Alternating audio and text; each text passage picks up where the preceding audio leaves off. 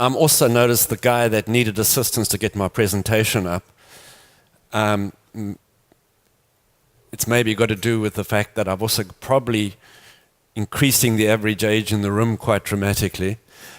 But basically, I'm an African. I live in Johannesburg. My company operates in 10 African countries. I spend my life traveling in Africa. And this morning, I'd like to share with you mostly financial insights. But for media people, what you've got to remember is in Africa, most media that people consume comes in the form of an SMS or radio.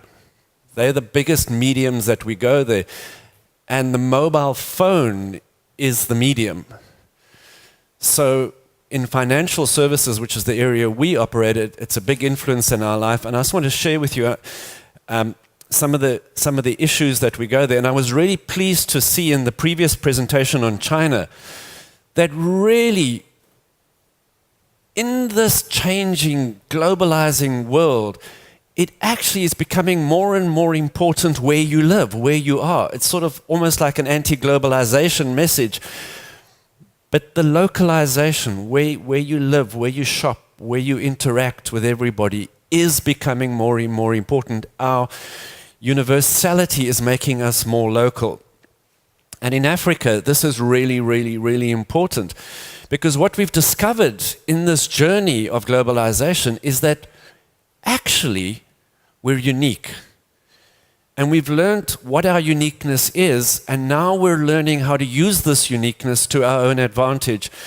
And what it's done is suddenly we're creating a revolution that is being led by Africans. And one of the areas where we are definitely the world leader is in electronic payments. I love using this map because it tells the story. It tells the story. The night light NASA picture of the Earth shows infrastructure. And if you look in Africa, our best infrastructure is along the Nile at the top there. The rest is pretty sporadic, and this is where I live down here, and we got pretty good infrastructure. But for the rest, that's Nairobi up there and Nigeria on that side. We're not great on infrastructure, and there's a really good reason for that. And that is we don't live in cities. This is a World Bank graph. The gray shows the urban population, the black shows the rural population. And if we look at the developed world's high-income countries, 90% urban population. Middle East, developing countries, 80% urban population. Europe, 90%. Latin America, Caribbean, developing countries have high urban populations. There's only two areas in the world that we don't.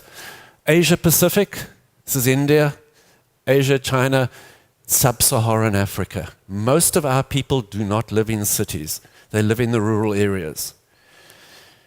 That has a huge impact on how things work. If we import technology, the chances are that technology has been designed to work in the cities.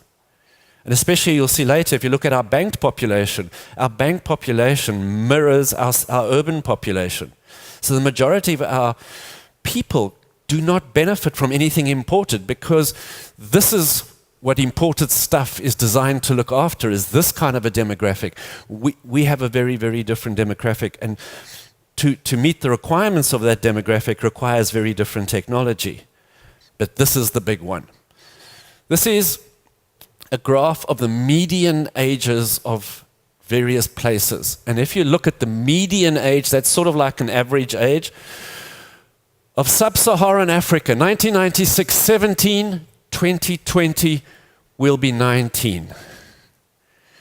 If you look at Europe and the developed countries, you'll be 43. We will be the innovators of the next generation. Our young people will be the young people of the earth for a long time to go. And I mean, you can compare us even to China. We'll be 19. The median age in China will be 38. So there's going to be an absolute revolution coming out of Africa, even with our sporadic infrastructure and all of that. And as the mobile phone is becoming our technology of choice, that innovation will be focused around the mobile phone. And this is going to be the game changer for Africa. Because just as the first world's getting out of their youth, their innovative stage, we're entering into it. We're just growing up. We're just moving out of being teenagers. A huge influence, and Geraldine referred to this earlier, is what's happened to our infrastructure, and especially our networks. This is a great graph. Up until 10 years ago, the thickness of the line, by the way, shows the amount of bandwidth. Up until 10 years ago, the total bandwidth we had in Africa was this line here. This was it. And we had no idea what we were missing.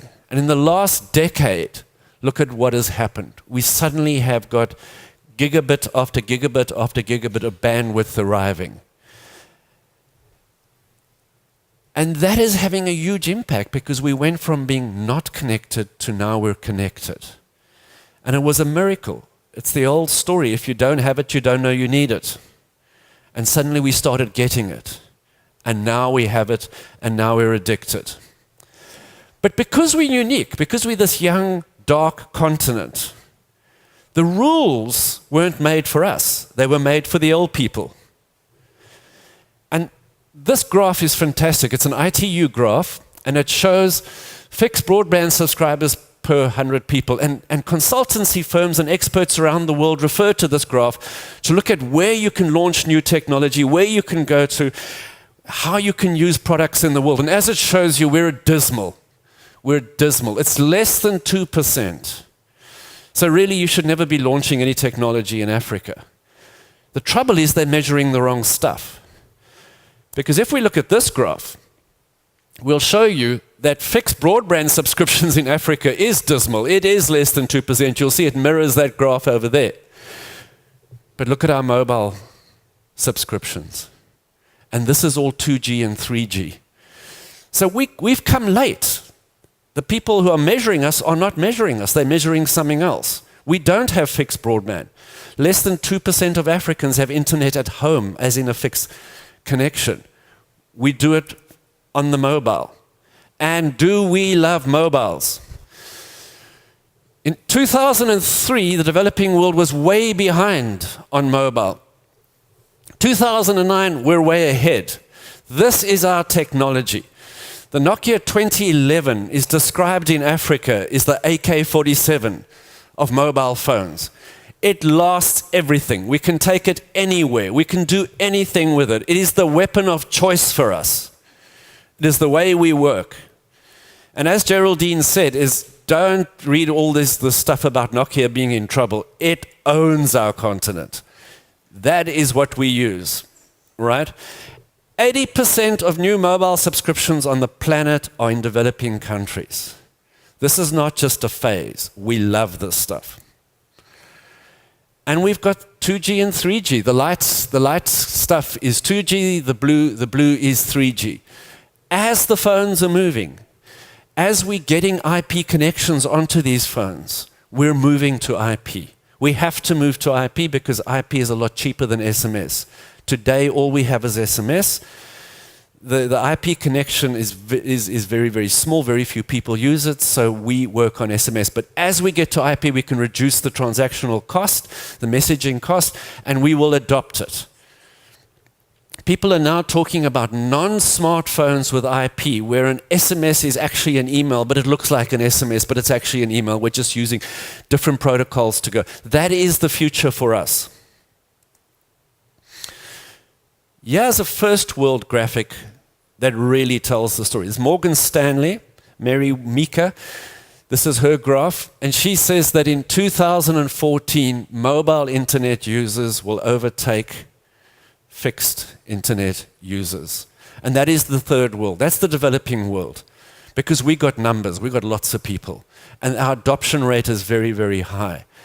So if you're going to go into technology, if you're going to go into this world and you want to get growth, the mobile phone is where you've got to go. And for us, it's the only platform that we use. We didn't do PCs. We missed that whole thing altogether. Our population is moving straight to the mobile platform. Don't fall asleep. Banking is boring, but actually it is part of the mobile revolution. We're a dismal failure with banking. We've had the best banks in the world. We have Barclays, we have Standard Chartered, we have Societe Generale, PNB Paribas. We have all the best banks in the world, and we've had them for over a century in Africa. And we've only managed to bank 12% of the sub-Saharan population.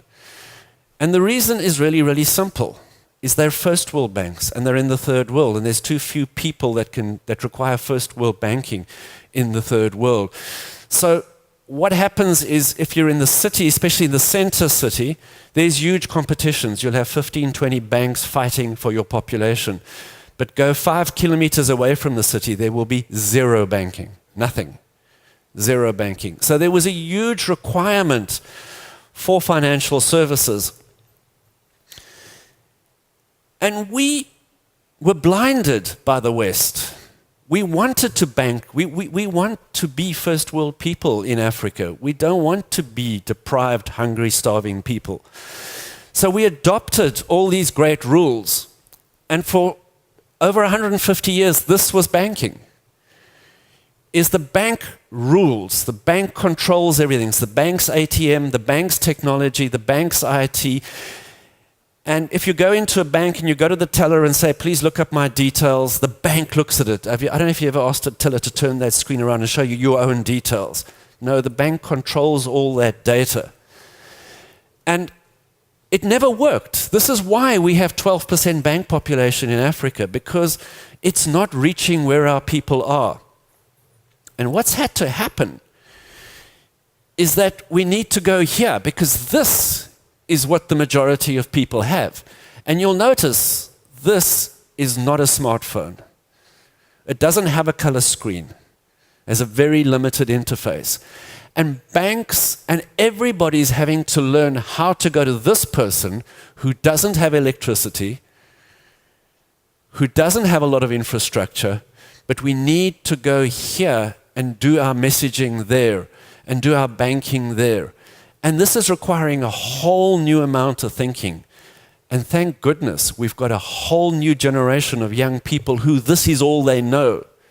And this is what they're developing for, and this is where they're going. And they're going there not because they think it's a good idea. They're going there because these are our consumers. And these people have worked out what can be delivered on that mobile phone. Because, as we spoke about further, we have this thing called M-Pesa, mobile banking. These people don't have bank accounts, so it's a bit bizarre to call it banking. Mobile banking says, I come to you, I give you some money, you give me an SMS. I take that SMS, I send it to somebody in a rural area. They get the SMS. They go to somebody, they give them the SMS, that person gives them cash. There's no bank involved. It's a methodology of moving money electronically. These people have been waiting for centuries to have that, because previously, to achieve that, they had to take the money, get into a car, drive for many, many, many hours, and hand deliver that money. The convenience factor, the saving of just that simple thing is huge. And suddenly, by a miracle, everybody became literate. They can read SMSs. Everybody can do financial transactions. We didn't have to train anybody to do that. They worked this out all on their own. And they are now demanding services. If you as a bank cannot do that for these people, they will go somewhere else. They know what this thing can do. And now we're talking to people because now we have a channel to talk to people. So farmers, they want communication because they know their crops are going to be sold in US dollars. So if you're providing these people with a service, please tell them on a daily basis what the dollar local currency rate is. So they know when to go to market with their crop to get the best amount. So this is a newspaper. It's a Financial Times in Africa. Is a daily SMS saying the dollar kwacha rate is this. If the checkbook arrives, we use checkbooks still a lot, you get an SMS to tell you, because it's going to take you 3 days to get to the bank to go and get that. So this is the way. And these people know how to do it. And if you want to get into this game, they're sucking you in. We're not forcing them to do this. They've worked this out, and they're sucking us in. And fortunately for us, the mobile phone's a really cheap thing. So if we look at all the cool technology over here, the costs are very, very expensive for us, and they haven't really worked. For one bank branch, for a bank branch infrastructure in a country, we can, the financial touch points we can create by going onto the phone is a form factor change of note. The costs per transaction, Africans are poor. We don't have a lot of money. So suddenly, yeah, we got a technology, this is US cents, 8 US cents, versus a call center transaction of $4 or a branch transaction of 3.75. Suddenly we have a methodology that meets the economics that we can cope with. And as I said, the problem is this is still an SMS transaction, and that's too expensive for us. The quicker we can get to IP, the better for us. But this is where the magic's really happening, because there's lots of us. And we don't have a lot of money, but we have a little bit of money. So if you're, in this case, MasterCard, and you want to get at that audience, and we don't have credit cards, you've got to work out, how do we do this? And in this case, this is a Kenyan example. Airtel is a mobile operator. Standard Chartered is a bank. And what we can do here is, you can go up to somebody and give them some money and say, I want to buy from Amazon.com with a MasterCard on this system, and they will send you a one-time MasterCard credit card number and an expiry date as an SMS for that amount of money. So you can then go to an internet cafe, because we don't have internet at home, or you can go on your phone and you can use a MasterCard to buy at Amazon, and you don't have a bank account, you don't have a MasterCard. So what's happening is it's driving the big players into the game. They've been sucked in, because if you can't play here, you're going to lose out big time, because the growth in our market is huge. The average growth of a country in Africa is over 10%, by the way. That's the sort of size our economies are growing. But we have limitations. We're poor. We live in rural areas. So you've got to learn, you've got to innovate, you've got to move into these areas. Our governments are paying pensions now via SMS, because we now have worked out how to communicate to all these people. So it's just so much more convenient to send them an SMS once a month, and you don't have to train people. They'll get the SMS. They'll know what to do with it, because they understand how this all works. So more and more people are getting automatically financial transactions and access to finance via their mobile phones. And now we're starting to pay salaries like this as well. So slowly we're moving, in a weird, bizarre way, into a cashless society in the developing world, because we found a medium that works for us. And because we had no other infrastructure to block our progress here, we've sort of leapfrogged it. We sort of missed a whole lot of stuff. And we've arrived here and found some technology that really, really works for us. So in conclusion, technology and all of these things is a unifying factor. But actually, it's a tool to achieve great and innovative local things. And I hope through what I've told you this morning, I've shared with you some of the stuff that we, with this great universal technology, a lot of which comes from this country, we're doing innovations that are peculiarly locally African. Thank you.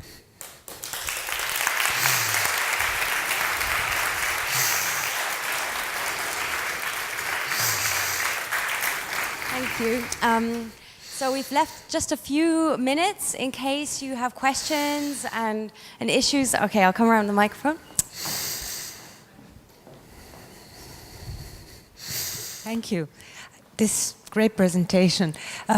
If everybody's using the Nokia AK-47, that doesn't really show images.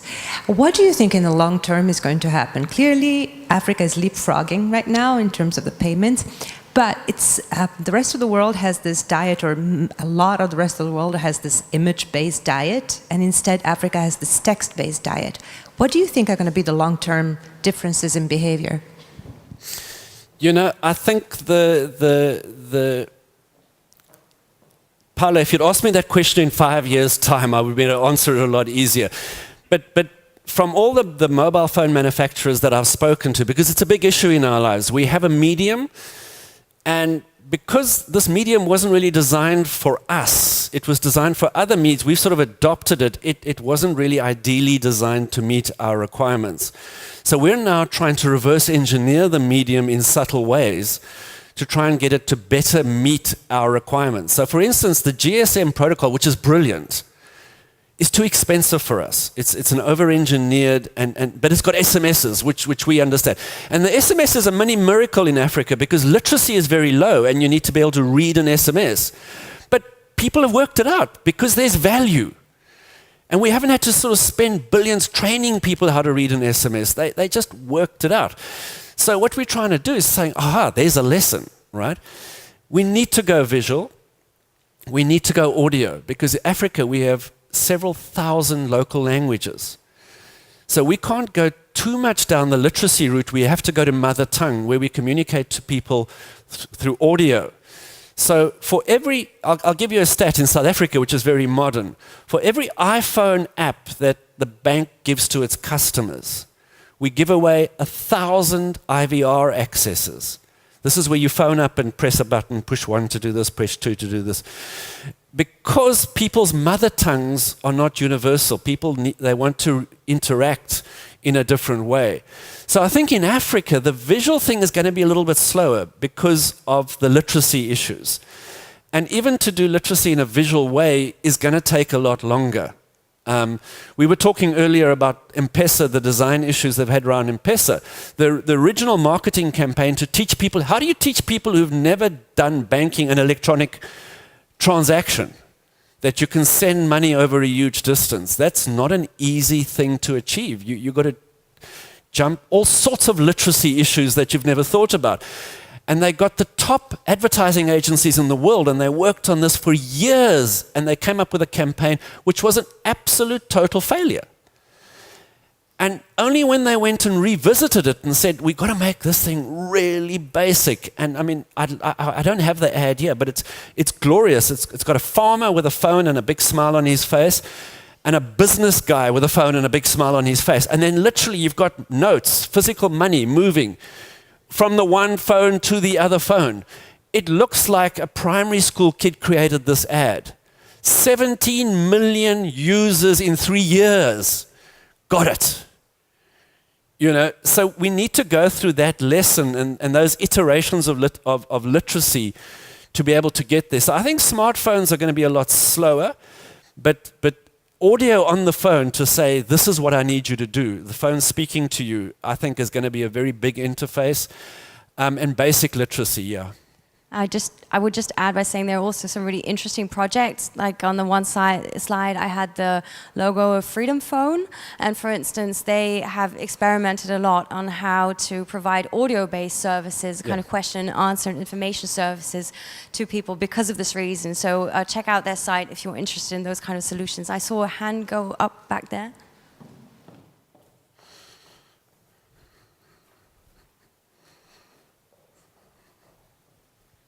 Thanks. This is a question for both of you. I was wondering if you could sort of elaborate a bit on the phone or mobile phone moving from being a communications utility and in Western societies moving to a broader utility, but also something which is very much used for fun and entertainment. And the things that you've been both speaking about are very, well, it's very much still a utility. So, you know, elaborate on why the two have sort of separated slightly and perhaps what type of fun are being used with these types of phones.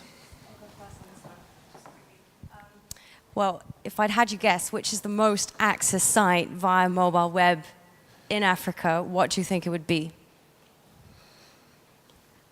Any wild guesses? It's Facebook. To my knowledge. And I just saw a couple of days ago on my Facebook screen that it's been introduced in Europe now too, but it was originally introduced in Africa, Zero Facebook, you might know, which is a service that allows you to access Facebook for free. So it doesn't charge you anything for the data transmission. It's just a deal, a business model basically created by Facebook with mobile operators saying we want people from these countries on our site. We're going to make it easy and no cost actually for them to use.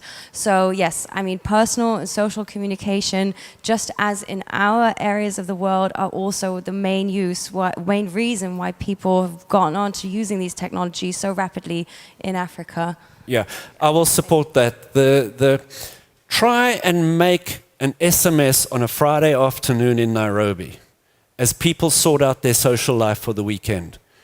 Your SMS will be delivered 6 hours later because the congestion is just unbelievable.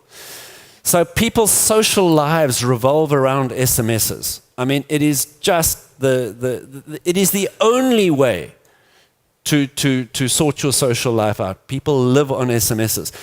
The mobile phone manufacturers that we deal with is Samsung, Nokia, people like that. Today, even for the non-smartphones, those phones that have really basic things, have built-in Facebook and Google apps that the back end, back at the telco, will translate that from a GSM message into an IP message and provide basic social services. Facebook's very, very popular. Google is very popular. In Uganda, you can send an SMS to a short code, and there are people in a room with PCs. So you can send your Google query to an SMS address.